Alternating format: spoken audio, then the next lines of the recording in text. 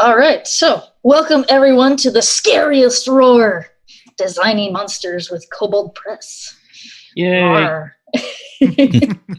So with me today, I have Shawn Merwin, James Introcaso, and Bryan Syme. Would you guys like to tell me a little bit about it? Oh, I always forget to do this part. Hi, I'm Meagan. I'm one of the editors for Kobold Press. All right, so Shawn, can you tell us a little about yourself and your monster design history and maybe even your favorite monster? Sure. So, my name's Shawn Merwin. I have been a freelancer in the D&D and RPG world for about 20 years, working on projects for such companies as Wizards of the Coast, you may have heard of them, as well as Kobold Press. I contributed either monsters or layers to the last three Kickstarters for Creature Codex and Tome of Beasts 1 and 2. And I am also work for the Adventurers League, D&D Adventurers League from Wizards of the Coast, doing the Eberron Oracle of War campaign.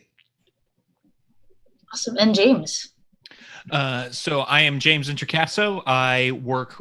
I'm also a freelance game designer like Shawn. I've also worked with Wizards of the Coast and Kobold Press and Critical Role and a couple of other companies, and I feel very excited to do that. As far as monster design history goes, I started putting out monsters on my blog. That's sort of where I got a lot of my design writing experience, having the internet yell at me and then realizing how I could fix things and putting it back. And one of the very first monsters I published was after I contributed to the first Tome of Beasts Kickstarter. I had a monsters accepted because Kobold takes monster backers through that. And now I contributed more monsters to the Creature Codex and to the Tome of Beasts too. And I've also worked on Tales from the Old Margrave and a couple of other things with Kobold Press. So it is really exciting to be here because I love making monsters and I'm excited to talk about it. I've also got a podcast network, don'tsplittthepodcastnetwork.com. Awesome. And Bryan, tell us a little about yourself. Well, I'm Bryan Syme. I am a freelance illustrator and concept artist who works primarily in RPGs. I've done stuff for Kobold Press, Green Ronin, Onyx Path, Pathfinder, lots of other gaming companies. And I've done a lot of work for Kobold Press. So yes, you're responsible for our kobolds. Yeah, I guess so. Anyway, Kobold Press is actually the company where I cut my teeth when I first started out doing it seriously. So thank you very much. So I've got kind of a soft spot for Kobold Press. Oh, well, we have a soft spot for you as well. As you guys can see, those who can see on the screen here, our kobolds come up on the little slideshow there. All of Bryan's wonderful little kobolds with our swobold there in the middle. He's so cute. And other monsters that you'll see on this slide also include our Minotaur Labyrinth Keeper and Moon Priestess, which were designed by Shawn and illustrated by Bryan. And then our Clockwork Dragon will also show up on there. That was designed by James here and also illustrated by Bryan. So we got the whole shebang here, the whole group on those single monsters. So you guys will see those on the slide. But to get us started with monster design, I guess the first step for monster design is coming up with a monster. So what are some of y'all's sources of inspiration, like folklore, history, modern fiction, and who wants to start? So I know. Oh, sorry. Go ahead. Go, Bryan. No, I was going to say let you start because it kind of starts with you. I guess that's true. Yeah, and sometimes it even starts with the publisher, right? I think Wolfgang, when he does stuff for Kobold Press, often has a list of like, hey, here are some monsters that are known in various folklores that I would like, but also pitch me your own monsters, right? And so sometimes it definitely does start with folklore, like this has not been done yet, or I haven't seen a version of this I have been happy with yet, and so I would like to make it. For instance, the Sasquatch is going to be in the Tome of Beasts 2, and so that was a thing that that I was like, I need to come up with an interesting beast. What kind of beast has not been done yet, right? And so sort of going to the folklore and looking really at the requirements of what you are trying to create and starting from there. And then the other thing For me, a lot of times it starts with like, what do I want more of in my game, right? Sometimes that's as simple as like, when I look in the monster manual, there is a big gap, for undead, right? Undead top out at CR5, and then the CR13 vampire is the next thing, right? So I want some undead in between, and that might be how it starts. Is like, hey, I've got this thing that I want for my game, but I don't have a stat block for it, and so now I need to make it. That's how a lot of my stuff starts. Mm-hmm. And I'm pretty much in the same boat. Is there are a lot of great monsters out there, starting with the monster manual and then going to a bunch of the third-party stuff. The best, of course, being the Tome of Beasts and Creature Codex. But at low levels, especially, you tend to be using the same monsters over and over and over again. And undead is a great example, right? You can use the zombies or you can use the skeletons. And if you have a group of players who have played for years and years and years, it's like, okay, here come the zombies, here comes the skeletons. And I want to be able to say, hey, there's a skeleton coming towards you and it has red glowing eyes.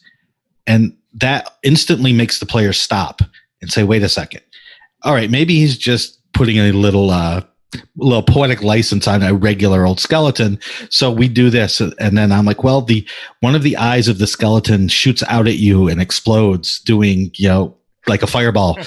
and now the players are paying attention. And it's those sorts of things, playing with expectations and finding something new that even the most jaded player can find intimidating or fun or different, is where I love to develop.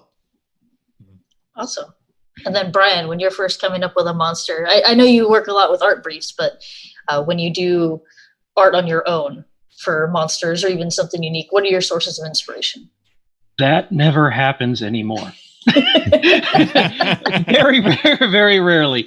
Well, me personally, same thing for me when I'm coming up for my own for different games and stuff like that is stuff that hasn't been used before, or stuff that I usually have a flavor of the world I want to have. So I kind of aim towards that, whether it be Lovecraftian or kind of a Nordic or Egyptian or whatever, and sort of aim in that direction. Unfortunately, I don't usually have the time to actually draw and paint the stuff myself because I gotta make money and I'm doing stuff for others. So. Well, that's fair. But that's fair. When I'm drawing for other people, I do use folklore sometimes, primarily anatomy. And my big first question I ask myself is, what direction and what do I want to say with this creature? Mm-hmm. If it's like the Swobold, which is a kobold, which is basically all roided out, it was like, okay, well, he's a short little guy that just does nothing but lifting all day, and so you go with a big solid outline, and hard to explain, I guess. You go from there. Yeah, no, that's all good. All right. So when you're designing monsters and you're thinking about monsters, how much do things like environment and then predator and prey aspects and things like that, how much does that come into your thought process? Because I know a lot of times things like that aren't necessarily listed in monster entries and books. So is it a factor? How big of a factor? I think it depends on the creature. If you're talking about something that's very powerful, if you're talking, if you're into like the CR 7, 8, 9 and higher range, they are usually the apex predator of whatever environment they're in. But if you're talking about whole, species of creatures, if you're talking about kobolds, if you're talking about, creatures that have a large community around them, then you do have to get into that a little bit, because not only will DMs appreciate the work that you do for that, it also gives you better ideas about different abilities they might have, right? Why do certain creatures have pack tactics? Well, because they need to in order to hunt. Yeah. So those sorts of things make you think about mechanical abilities that a creature might have. I totally agree. Right. There's that that when you think about the environment and you write about the environment in the description of the creature, right? Like there may not be an entry for a shark is found in the ocean, but when you're writing about a shark, you should be writing about the ocean, right? Land shark. Right. Yeah. Yeah. But I think what's fun is then it also gives the GM ideas for where this creature might be encountered, right? And that is, I think, very important in the sense of, certainly in the combat sense of like, oh, now I can think of interesting terrain features that my creatures can take advantage of, right? It's not really fun to fight something that has a camouflage ability that works in the forest in the desert, because what is it doing there? It's not going to take advantage of its thing, right? All that kind of stuff. But then it also gives this idea of, now why I really want my players to encounter this creature. Why would I send them into the desert or the jungle or underground, right? And I think that can help get you flowing. And it also gives ideas for hooks that might be related to these creatures, right? Exactly. Yeah, what happens underground that that one of these creatures would think about. And the predator-prey relationship, I think, is one that's always great to think about, especially if you can flip it on its head, right? Hey, this thing is big and crazy and has a lot of teeth, but what eats it? and is that worse? And now you have two creature ideas, and I like to think about that too. Awesome. And then, so when you're creating monster mechanics, so what resources do you reference? Do you look at real world creatures that might be similar analogs when you're coming up with like new or fun mechanics that the creature might do? Yeah. Great question. Yeah, most definitely. For 4th edition, I wrote a dragon article, The Ecology of the Rust Monster. And so the first thing I did was, what real world creature would look like a rust monster, would act like a rust monster? So I researched armadillos, like you would not believe. I learned more about armadillos than any human being should know. But it was fascinating, their gestation period and how their family structure and all that. It didn't copy over directly into the rust monster, but it made interesting points that I could use, not just for story reasons, but for mechanics about how a rust monster tribe or colony might survive. Mm-hmm. Yeah, I think that's looking at real world creatures for inspiration is a great place to start, and also reading other entries. Like, I like to read a lot of monster books, right? So cracking open your book and reading it for pleasure when you're a designer is a great idea, because you might see a really cool ability, right? And like, for instance, we see pack tactics across a bunch of creatures that have no relation other than they all have pack tactics. We see amorphous across a bunch of creatures that has no relation other than they're all amorphous. So you might see a cool new feature someone has designed and think like, oh, this would also be really cool if I applied it to a creature that was more like this, right? And so that's the other way, is I like to read abilities and think about, how could I twist them to fit other creatures? How could I change all of the other abilities and get a totally different creature that also does this thing, and kind of go from there. So stealing, I highly recommend stealing ideas. Mm-hmm. Yeah, so we very much all do the same exact thing, just a little different. I do the exact same thing with when I'm designing or creating a creature. Is you start with real world stuff and you tweak it, you play with it, and you make it different or your own, and you steal. In general, you look at stuff that other people does, like, oh, I love those armored plates, or I like that position of that creature, so let's do something like that, but sir, for something that's completely different. I mean, you don't copy and stuff, but you take what others have done and build on it. Yes. Great example, the kobolds. All my kobolds, they're baby alligators.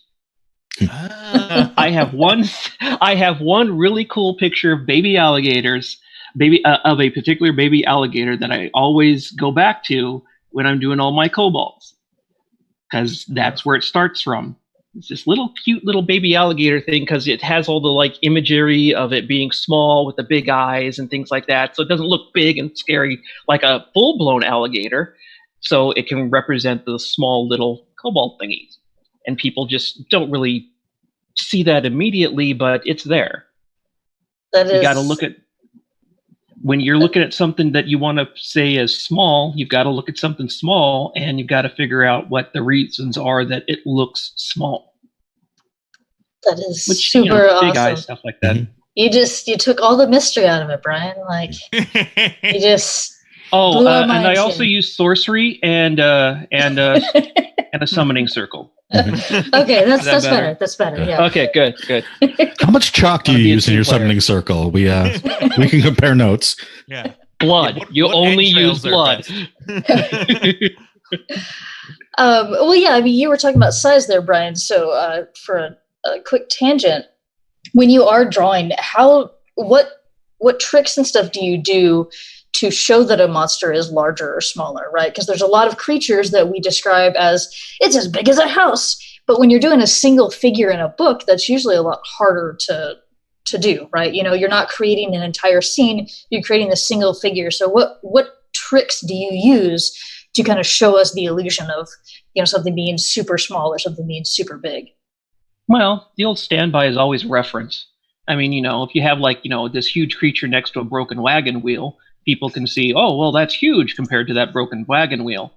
But there's also anatomic visuals that can relate such things. Like, you'd be surprised, but eyes and head size are really important. Something has a really big head, large eyes, it's small. Something has a really tiny head and small eyes, it's huge. And people just generally kind of read that. Like babies and kittens and stuff, right? Exactly. That's exactly right. Huh. That is really cool. That's how you do it. You fool people. It's all an illusion. That's fair. You gotta know the tricks. Awesome. All right. So we're getting down to so we started to talk a little bit more about mechanics. And James, you talked about referencing different mechanics and kind of building creatures off of that. What about when you have very specific or unique or even like weird mechanics that you want to start with?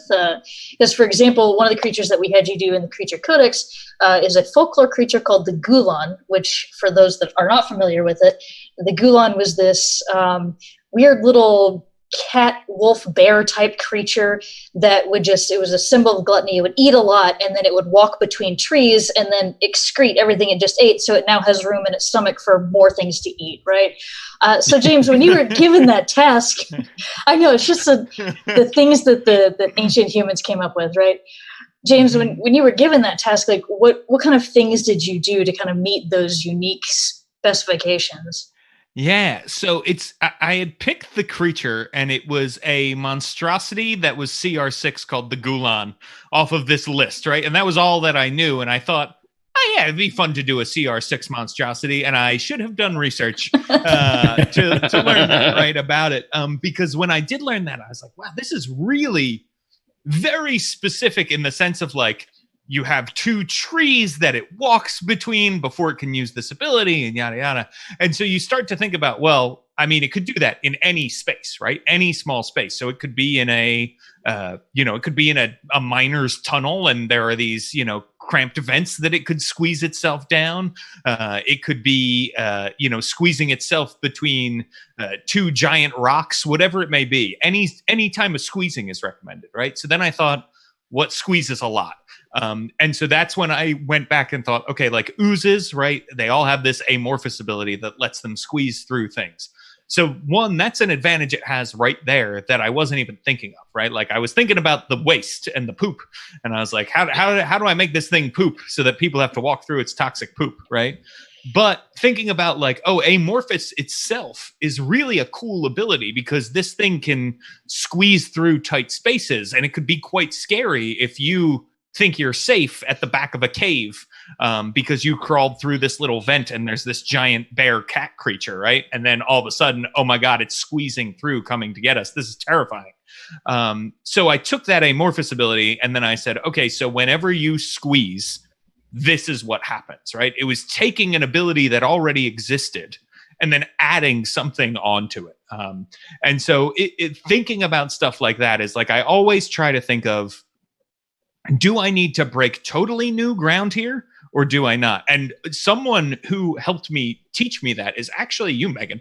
We worked on the old Margrave creatures together. And I think there were a lot of things where I was, like doing something original and you were like, hey, this is actually kind of like this thing that already exists.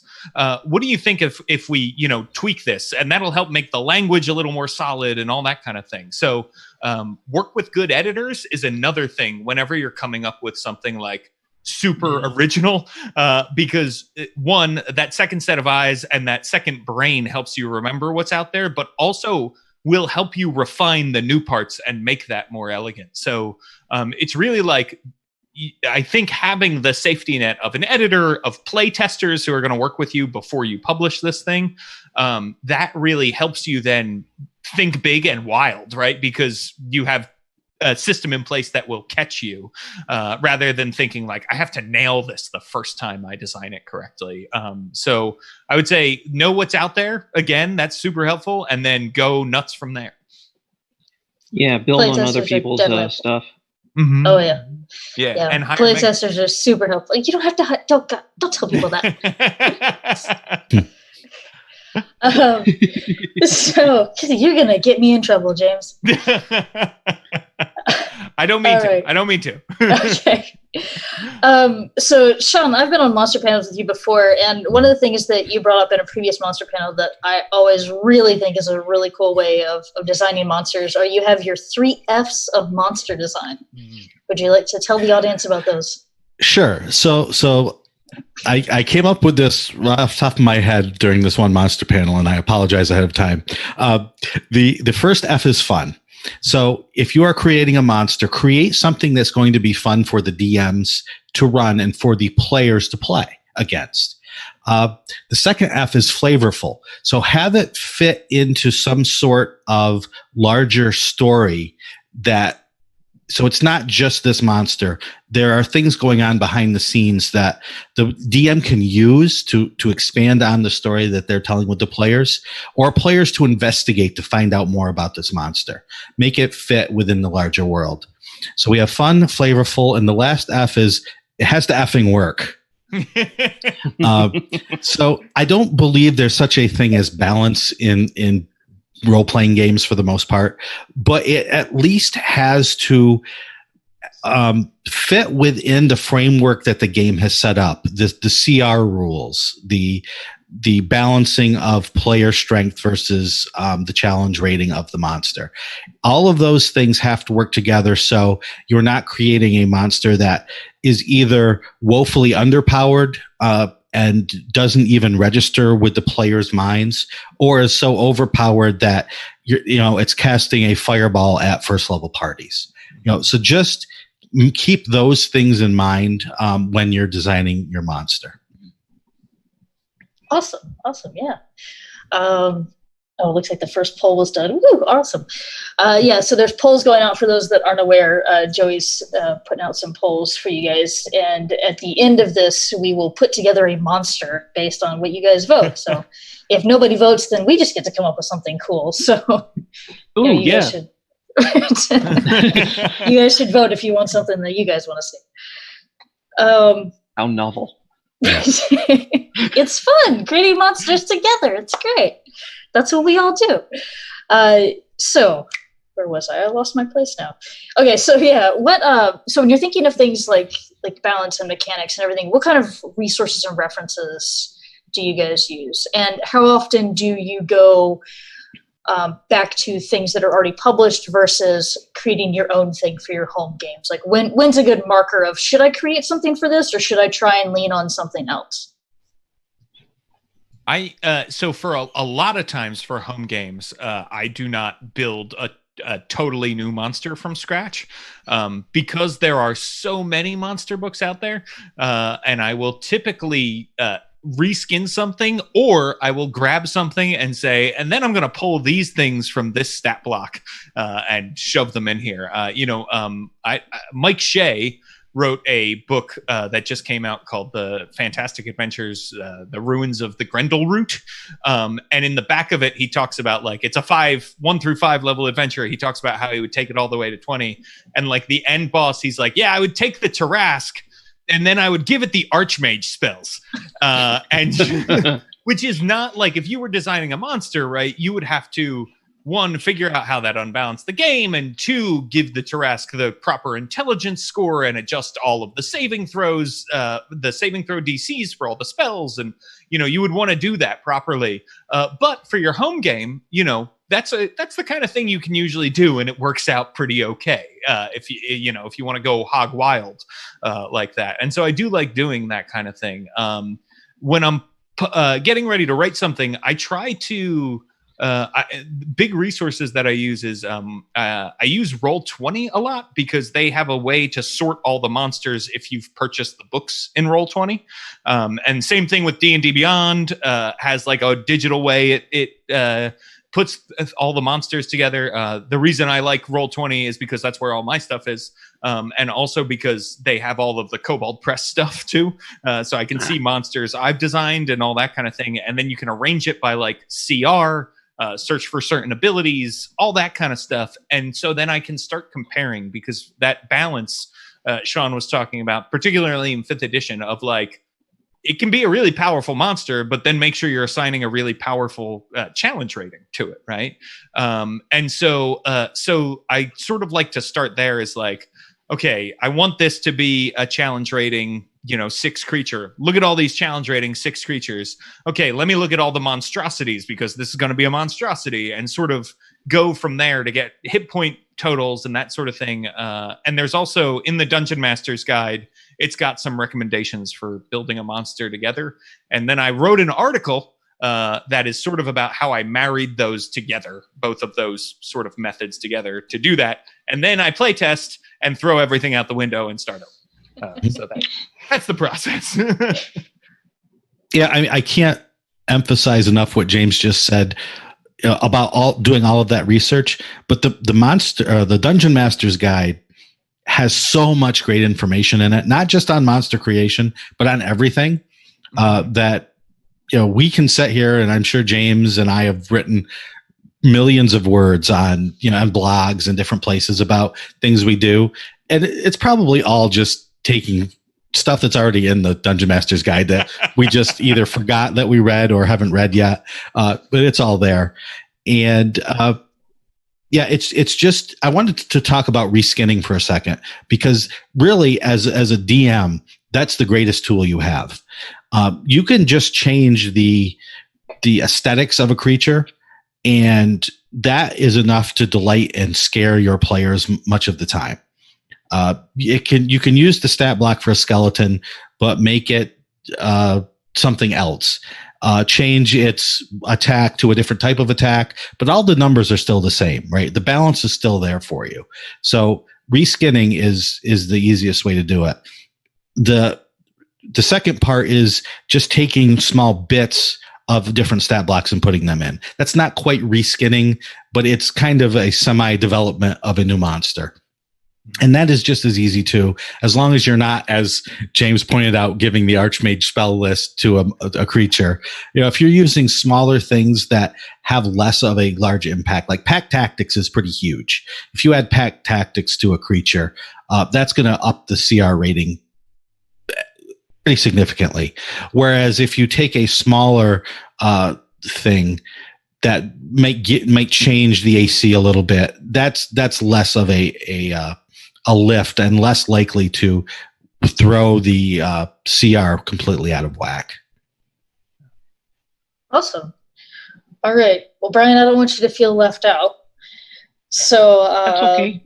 What about you? What kind of resources and references do you use when you're visualizing a monster? There's no still life of oozes, right? Like there's no real world like dragon. I mean, I guess there's Komodo dragon, right? But there's hello.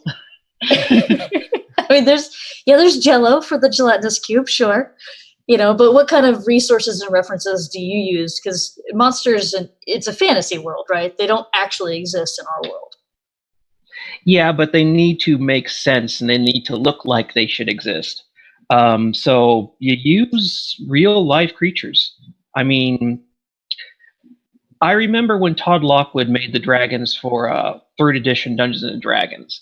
I remember talking to him about how the bodies are basically cats with some bat stuff added onto it and some lizard stuff added onto it. But as far as the layout goes, he used cat skeletons and musculatures to do that, and just added more chest-wise to give it look like it could have wings that could actually lift it off the ground, as opposed to not. Pegasuses, I hate. I can't stand those. But you got to think about what it does and how it's supposed to do it, and have some sort of visual idea of what you're trying to accomplish and get across. And then you look to other creatures in nature that do those things. Like, if you're going to make a flying lizard thing, well, you got to find another creature that has wings that doesn't have feathers, so you go with bats.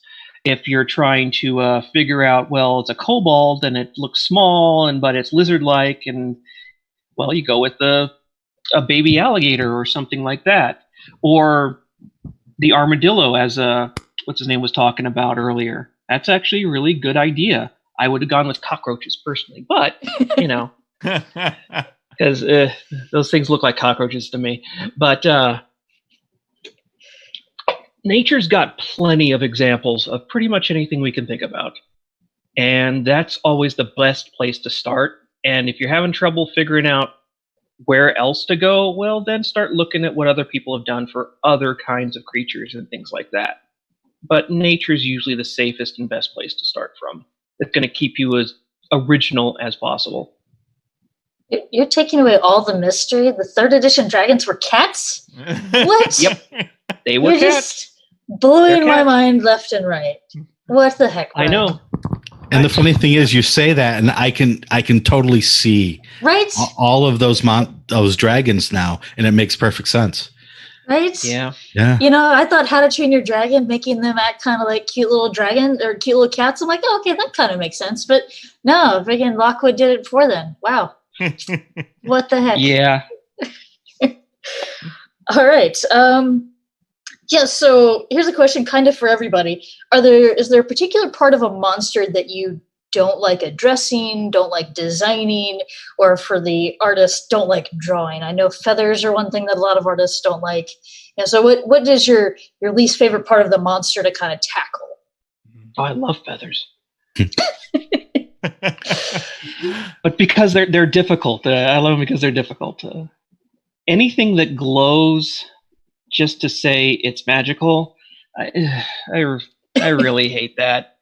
It's always got to have glowing eyes. It's always got to have this glowing ruins on it, or everything's got to glow. And I'm like, oh man, really? Can't we do something else? I don't want to make it glow again. So yeah, glowing things are my bane. Okay, note to self designers: no more glowing things. I don't like having to use stats to make monsters, especially beasts and things like that, because you're always giving them like a 4 charisma, and it feels so sad. Like, but that ooze is so cute. Why am I having to give it a 4 charisma? Mm-hmm. Mm-hmm. It might be a great guy, It might just be misunderstood. The ooze from Treasure Planet is definitely got a higher charisma than 4. There, see? I mean, and so the matching up the stats because they're game mechanically necessary to the monster is kind of, it's always been fudged over the editions.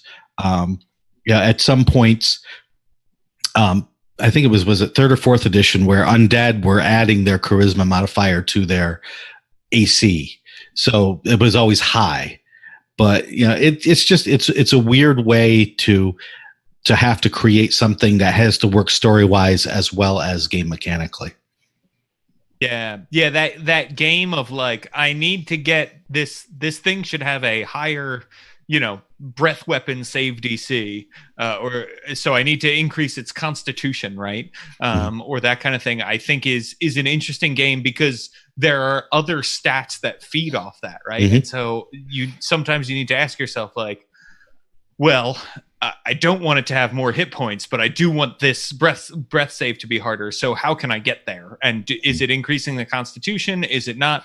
And then you also look at some monster books, and some monster books or stat blocks, even in Wizards of the Coast stat blocks, they just say like, you know what, the Tarask should really the grapple DC should be this, even though we told you we calculate grapple DCs this way. It should be different. And so we have done something totally different because it served us. And I think learning what those rules are so that you can break them and then say, hey, I broke this rule over here to make this work is a fun thing. But yeah, I can drive myself crazy getting fiddly with the math like that. The math can get very, very fiddly.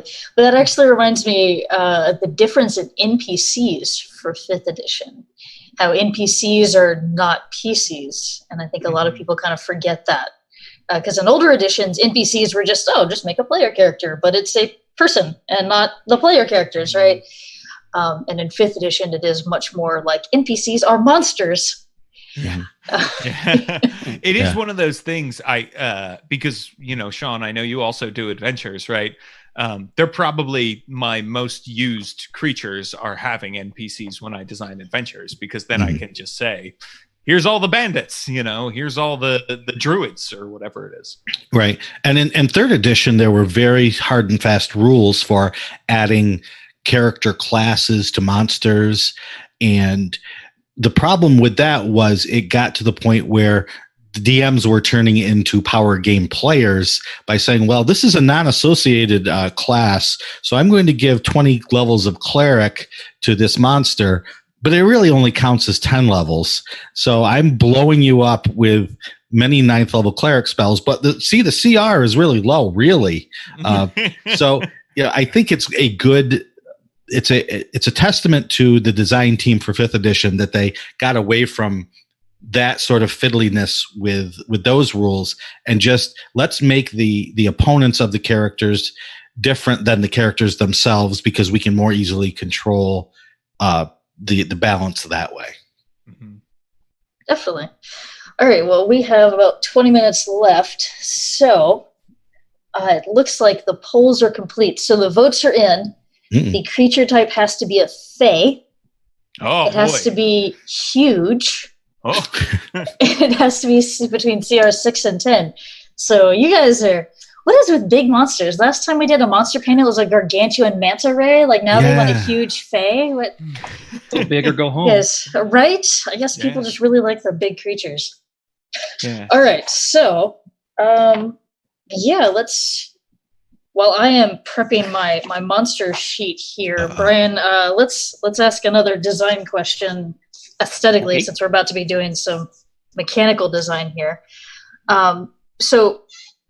kind of all talk about it, actually, about creating variants for creatures. So earlier, Shawn, you talked about reskinning. But what about when you want to create a variant? So for an example, we have a bunch of our kobolds, right? And they're just kobolds. But we've got like a junk shaman, and we have a chieftain, and we have the trapsmith, and so they're all very unique, but they're still all kobolds. So they're variants of the same general theme. So for Bryan, my question towards you would be directed more towards how do you make things look similar while still making them look distinct? And then for Shawn and James, how would you do that from a mechanic standpoint? So we can start with Bryan if you want.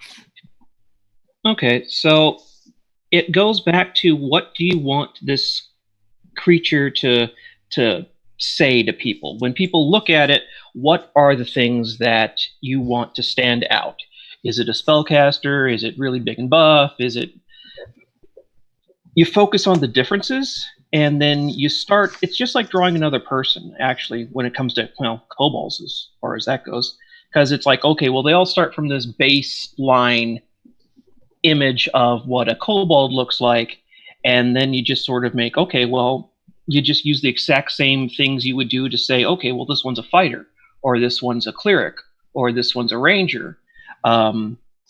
So that can go into costuming, but also if it is, say, a creature that is doesn't wear clothes and have costuming and props and things like that, well, then you go to environment and you focus on what's different with that. Like, there was this, I think it's a frost drake or frost worm, thinking something. Anyway, it was this big, long lizard creature that needed to be in the ice and skate around on its claws and things like that. So I said, okay, well, it's going to be whitish and blues and stuff like that. And I put a little ice behind it, and I made its claws, bigger, so it looked like that was possible.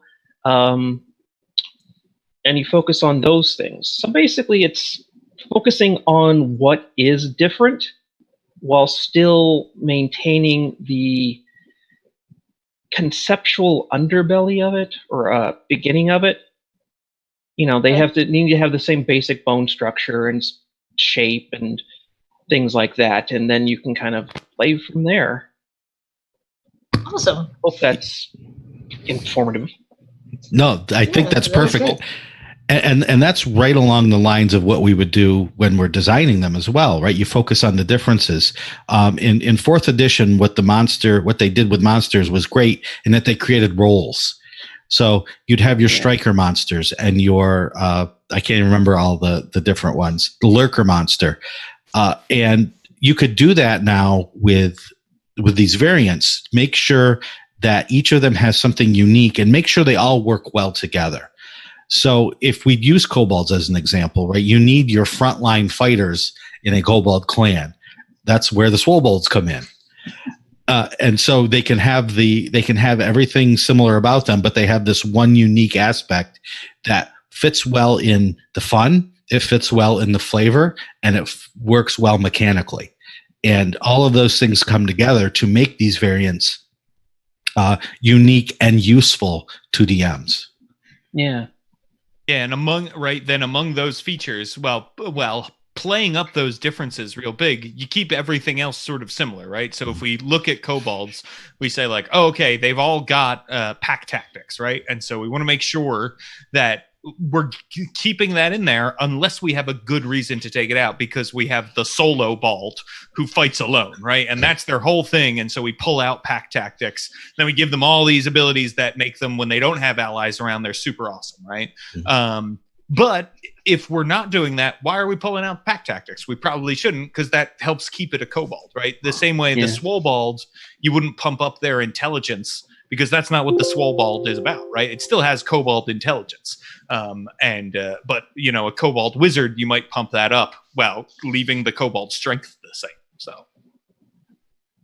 All right. So it looks like I can't pay full attention to all of the chat, but it looks like they wanted to make a fey huge cow. Cow. Huge cow. God. Yes. Okay. Trying to submarine us is what they're doing. Yeah, for real. So it's a cow and not a bull. Let's start there.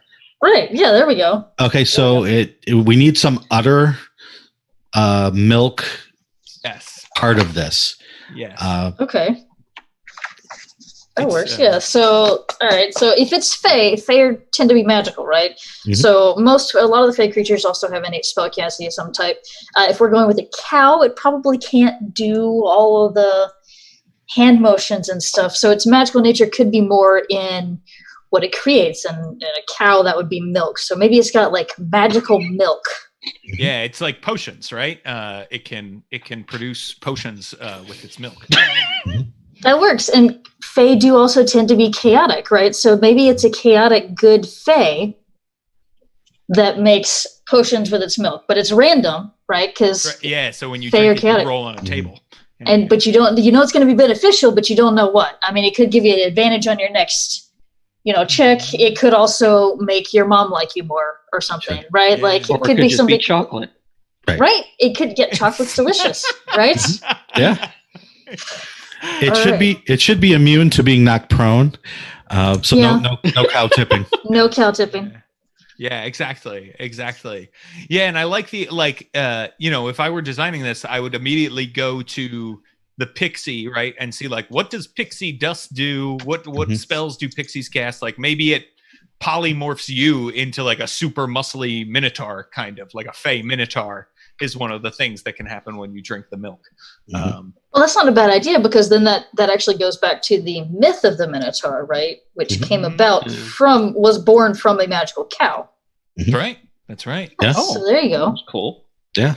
So magical udders give potion milk. All right. Cretin mythology for the win. Yes. Yeah. All right. And then, so how are we going to make the minotaur? Let's see. Or maybe it just summons him. Maybe it just moves and summons minotaur, right? Oh, so sure. similar to how the vampire can randomly summon minotaur. Yeah. The vampire can summon bats and stuff. I mean, but the minotaur is what?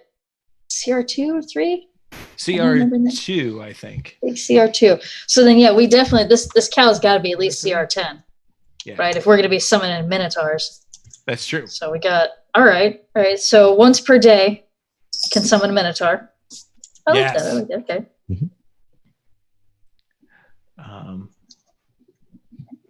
All right. And then, of course, I mean, it's a cow. It's a fey. It's got to have some normal attack. So do we want it to be a horned cow or a not horned cow? Because not all cows have horns, but some do. That's true. If it's summoning minotaurs, it kind of has to have horns, I think. Right. Yeah. That's a theme that could play across. Yeah. Brian, what color cow do you want to draw? This is what I want to know here, because this is going to help inform some things. And it's fey, so like, go nuts. Hey, cow. I'm picturing reddish colors. And I'm picturing stuff with the eyes and maybe kind of a swirl branding type thing going on even. Because are these cows kept by fey? And, they could be like actually owned by other fey, just like normal cows are owned by people. So you'd have these cool like fey brands and things like that on it. And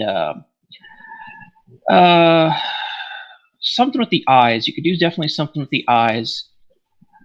Oh, geez. I'm going to go. Have you ever stared at have you ever stared at a cow? They stare. Yeah. You almost need like a gaze attack. Yeah. I think a gaze attack would be actually really good for that kind of thing, because that would kind of put people off, like a confusion. Yeah. Do you want it to be a confusion, or do we want, since it's chaotic good and it's more of the magical milk that kind of helps people, do we want it to be like the mother cow's eyes, like that if you've done anything bad in the past 24 hours, you're shamed? That could be, Shaming. I like that. Cow shaming. How dare you? Yes. I know what you've done. Yeah. Right. So like ordinarily it could be like a charm, right? So it's going to work similar to like a Medusa's gaze. If you look at her, it activates, it's going to charm you. But if you've done anything bad recently, you get incapacitated instead. There you go. As you think about all of the stuff that you've done. Yeah, if we're going to get this up to CR10, you definitely need something like that. And I just want to say visually, you can't go too far from making it look like a normal cow, because I mean that's the main problem there, because it's got to be at first and at home a cow. So people look at cows and they think dumpy, fat, and slow, and kind of stupid. So it's got to still be there, and that's why I go towards the eyes and the add-ons, so it doesn't step away from it just looking like a cow, because you don't want it to look like a deer or an elk or something else, or even a steer or a ram or something. So, and Chad is suggesting like sparkling blue sapphire eyes, so that could be, instead of being glowing, since we don't want glowing, they could just be like gemstone looking, right? All right. Well, I still think actually for this, I'd actually probably go glowing. We've done it. We've broken Brian. Yeah. All right, Brian so would grudgingly do glowing eyes Mhm. because Okay, he can't think of anything better. all right. So maybe they'll be blue glowing then to take Mhm. chat Yeah, sapphire. you don't idea. want it to There be you like evilish. No reds and stuff. Yeah, no, definitely not. But One does not argue with the chat. right? Yeah, don't argue with chat. Yeah. All right. So let's see. What else can we do? Do we want the cow to have any reactions? Maybe any fun reactions? Because not every creature has to have a reaction. Mhm. But, reactions often give that extra, especially for the higher CR creatures, they give that extra little action economy for the GM to be able to respond to things that players are doing. So what could be a good reaction for our Fey cow? So if it's a Fey cow, I wonder, is there some sort of like, in response to being hit, to taking damage, it lets loose like a baleful moo, right? And the moo could, I think, would teleport the creature that just hit it with a melee attack further away after they, make like a charisma saving throw or something.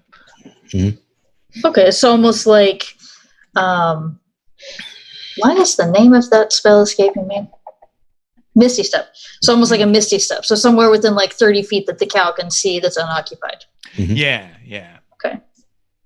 Yeah, and if we're going to do layer actions, we need cow pies in there somehow. Absolutely.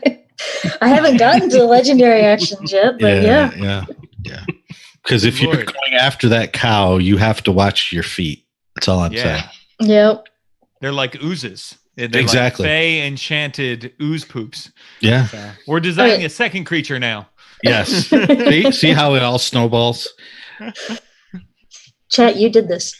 All right, so then, layer actions, the cow pies would, because that's not going to be something that would be a legendary action. That's going to be, Right. that's an Environmental environment. Yeah. Mm-hmm. All right. So kind of like little landmines. Mhm. That's fun. That's fun. And And it could maybe be like really sticky or something. Like they hold the person to the spot or something. Yeah, like restrained or Drain you. Yeah. Yeah. or if the cow is summoning Minotaur, then maybe anybody that's been affected that has failed to save versus the cow pie has some of it on them, right? So maybe Right. it gives a Minotaur advantage on a hit. Ooh, Oh, I like that. love Yeah, that's that. that's good stuff. So, ordinarily you could do something like grapple them initially, but once they break the grapple, but then they have to take an action to just wipe everything off of themselves. And if they don't, Minotaur have advantage on attacks. Yeah, that's a So- good one.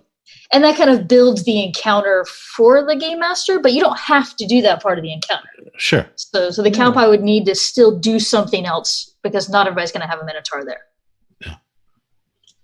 And people might also kill a Minotaur immediately if they see a cow summon a Minotaur. Mhm. Because who's going to go after the cow when you have a Minotaur right in your face? All right. So, well, if we got layer actions, then I guess we should go with legendary actions as well. So what other kind of fun things could this... I mean, you definitely want your horn attack, right, as a standard. But what could be another fun little action that it could do between rounds? Would we want to put in some sort of kick? Because they can't really rear up forward, but they can kick backwards. Oh, No? That's true. Yeah, kick would be good. So do we want... So that could be like a 2 cost, and that could be another one that kind of moves people away from it, right? Pushes you away, knocks you prone, that sort of thing. Yeah. Because then that could be kind of the theme of this cow. It's like, get away from me if you're not an ally, right? Right. Yeah. But if you're an ally, you get some magical milk. Yeah, maybe that Wasn't it brand supposed to be is huge? related to that.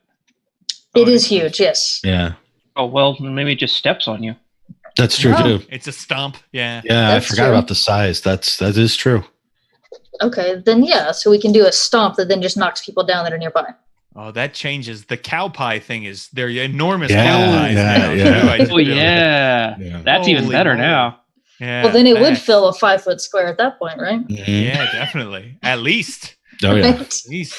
Well, if you pick like 3 points the cow can see within range, those 3 points within 5 feet, cow pie. That works. So the stomp's going to be knocked down nearby. All right. We should have put a. Oh, sorry. Go ahead. Maybe it can make the cow pies like reach out and like attack people and get them all covered in cow crap, and that's what brings the Minotaur after them. Mm-hmm. Sentient cow pies. Oh. Yeah, because if they're 5 feet tall, they're going to be, or 5 foot square, they're going to be able to be avoided. You just don't step in the big pile of cow crap, right? That's true. But if when you walk by, it takes a swipe at you, right? Yeah. Or one of the legendary actions could be just to detonate cow pies. Yeah. Oh, wow. There really needs to be a content warning on this monster. Yeah. Whoever had detonating cow pies on your bingo card, you've just won. I know. Is this, are we ever going to be hired by Kobold Press again after this? We'll see. This I is... just draw this stuff. I'm going to blame chat for this. I mean, come on. Right? That's true. They wanted a huge fake cow, all right? This is how you get fake cows. You want fake cows? This is how you get fake cows. All right. So we've got a few more minutes left. Do we want to give it any vulnerabilities or resistances? I mean, at CR10, probably the standard BPS non-magical. Sure. Well, what's standard for like do Fae have vulnerability to anything in general? Well, silver sometimes. Yeah. And it might be immune or have advantage on saves against like the charmed condition. Yeah. So like the Fae ancestry trait, except for realsies instead of Fae ancestry because it's actually a Fae. So immune to like the charm and frightened condition, which is good because that way the cows can't charm each other because that would be awkward. And then resistances. So in Kobold Press, we actually do use cold iron in our setting, so we could actually have that. There you go. Yeah. There you go. Yeah, DPS cold iron. Yeah. So then that means that like these kind of cows would be kept by our Fae lords, and they have their special herds of it. Then you can just recreate the whole Minotaur legend just with Fae lords. It's gonna be great. It's wonderful. Then you've got a Fae Minotaur that's trapped in a Fae maze. Mm-hmm. Hey, and since they make those the potions and stuff like that, there's actually a reason for them to keep them around. Mm-hmm. Right. Yeah. And a reason to encounter them in an adventure, right? You need to steal the magical milk. Yeah. From one of these cows. Yep. That's and the flavor. The milk probably doesn't last as long as a standard potion because milk is more perishable. That's right. So then you're going to have the time limit. Not only do you have to steal it, you then have to get it to whomever has to be cured with it or whatever within time. As the cow chases after you. Yeah. The cow sends an army of minotaurs after you, armed with cow pies. For us older people who remember the movie Top Secret, you are now envisioning the scene where they're disguised as a cow with boots going across the field. Yeah. All right. So that does get us relatively close to the end. So I guess we don't want to make this too crazy of a creature. I mean, oh no, let's keep it normal and sane. Yeah. I think that farm has sailed. Oh goodness, it's baleful moo, and so we'll just let's reiterate this. So it's a huge fake chaotic good. We didn't name it. We should probably name this thing, right? Oh.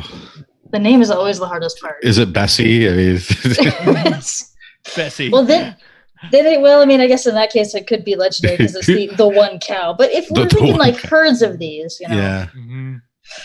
I don't know. The Fey burger, Fey beef. Bovine. Yeah.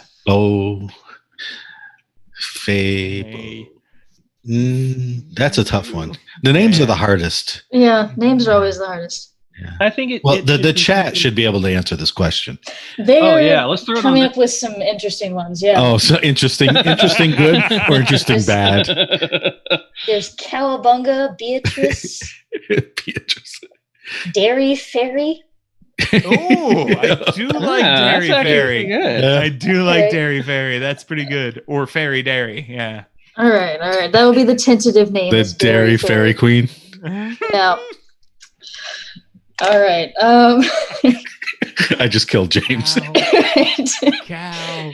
Yeah. Oh, wow. All right. So, so to reiterate, damage, bludgeoning, piercing, slashing, non-magical, cold iron. We've got magical udder creates this potion milk. It's got random effects, probably a table of like 6 different effects that are all beneficial, but they are perishable, so they only last like probably a day. It has the gaze attack with its shame eyes. So normally it's just going to be an area charm, but if you've done something naughty recently, it's an incapacitate.